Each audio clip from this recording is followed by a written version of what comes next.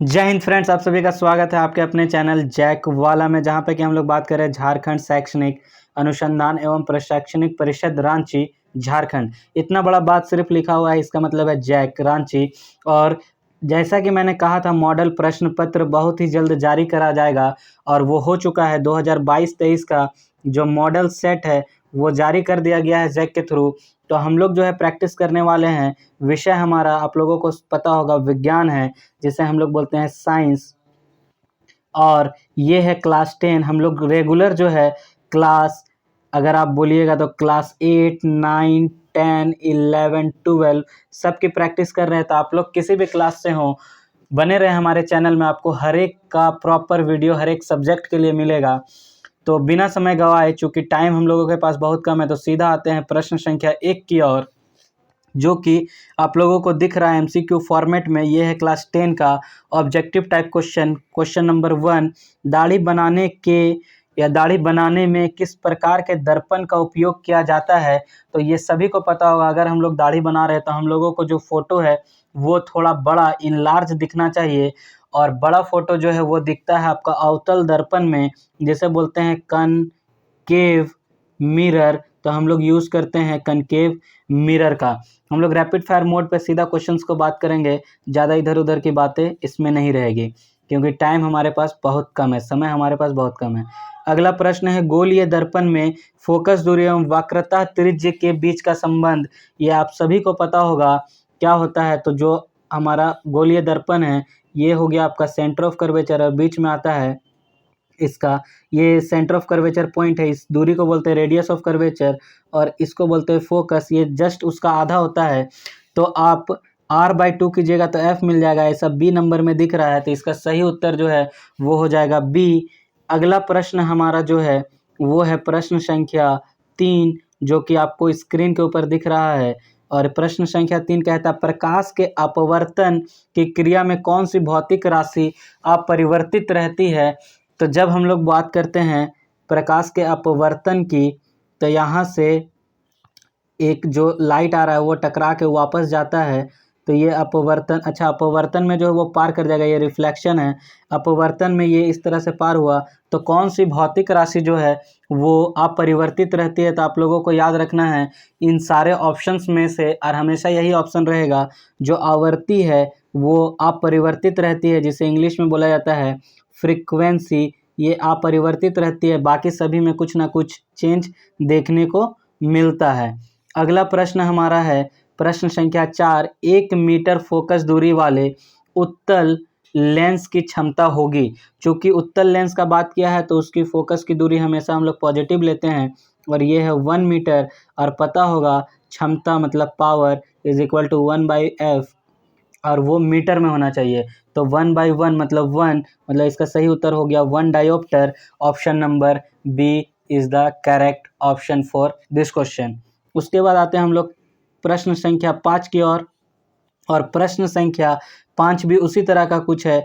4 dioptre क्षमता वाले अवतल लेंस की फोकस दूरी होगी। चूंकि यहाँ प्लस माइनस नहीं दिया है, तो हम लोगों को अवतल और उत्तल में कंफ्यूज नहीं करना है, सीधा नंबर बताना है। और नंबर जो बताएंगे आप लोगों को पता होगा, क्षमता बराबर 1/f।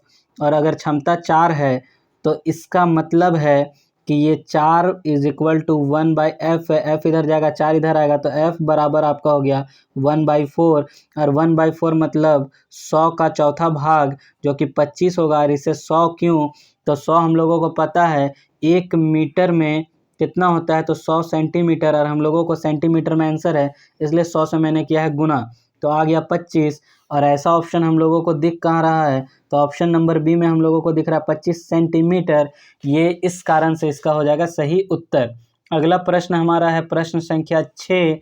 और प्रश्न संख्या 6 हमारा जो है वाहन से जुड़ा हुआ, वाहन के अग्रदीपों में किस दर्पण का उपयोग किया जाता है। हम लोग गाड़ी देखे हैं, गाड़ी को जब देखते हैं तो मैं उतना बेहतर तो गाड़ी नहीं, बट जैसा भी है, इसके आगे हेडलाइट होता है। तो हेडलाइट में हम लोग जो है एक दर्पण का इस्तेमाल करते हैं, और वो दर्पण कौन सा होता है आप लोगों को बताना है। तो आपको याद रखना, वो दर्पण जो है वो हमारा होता है अवतल दर्पण, जिसे हम लोग कहते हैं कनकेव मिरर। कनकेव मिरर का हम लोग यूज़ करते हैं क्योंकि लाइट जो है फैलता है इसी के कारण। अगला प्रश्न हमारा जो है प्रश्न संख्या 7, और प्रश्न संख्या 7 जो है वो कहता है मानव नेत्र के जिस भाग पर किसी वस्तु का प्रतिबिंब बनता है वह है, तो वह है हमारा दृष्टिपटल। दृष्टिपटल कहते हैं उसको, और दृष्टिपटल का मतलब है यहाँ पे रेटिना। सभी को इन्हें नाम सुना होगा। मान लेते हैं ये आँख का अगर हमारा डायग्राम है, लाइट रेज इधर से आया तो ये जाके पीछे एक पॉइंट में मिलता है जिसे कहा जाता है रेटिना। तो इसी पे हम लोग बोलते हैं कि इमेज का फॉर्मेशन होता है मानव का वो भाग जहाँ पे प्रतिबिंब बनता है।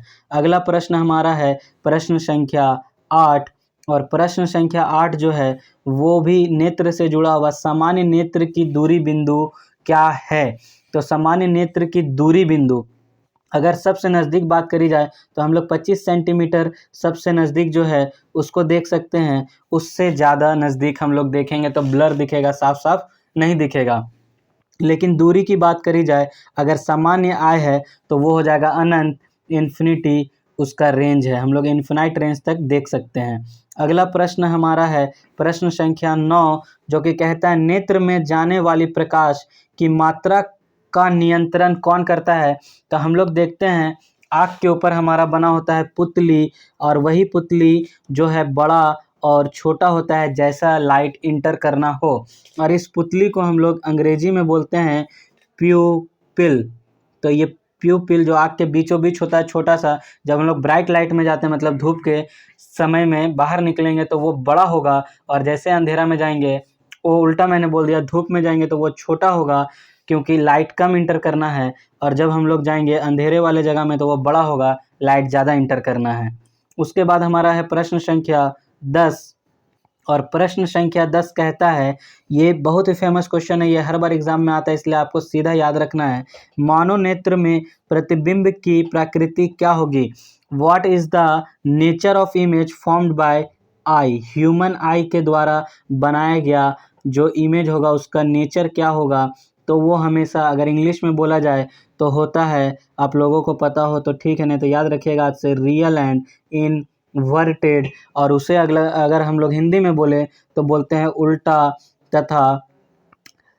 तथा आभासी होगा। उल्टा तथा वास्तविक तो हम लोग वर्चुअल को बोलते हैं, तो उल्टा तथा आभासी, रियल एंड इन्वर्टेड आपको याद रखना है। आज के वीडियो में हम लोग रखते हैं इतना ही। सारा सेट जो है रिलीज़ कर दिया गया है, धीरे धीरे हर एक विषय का, हर एक क्लास का आपको वीडियो मिलेगा। तो जब तक वो नेक्स्ट मोमेंट नहीं आए तब तक के लिए आप लोगों से मैं लेता हूँ अलविदा। तब तक के लिए जय हिंद।